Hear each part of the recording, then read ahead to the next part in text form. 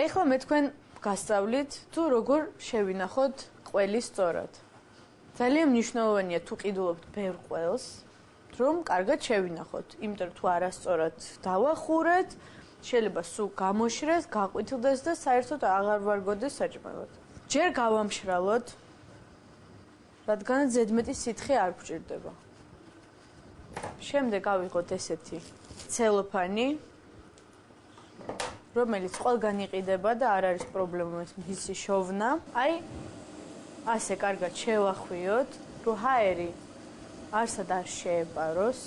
ამ შემთხვევაში მე მაქვს პლასმასის კონტეინერი, მაგრამ შუშის ჯობია, რა თქმა უნდა, რომელიც სულს არ იღებს.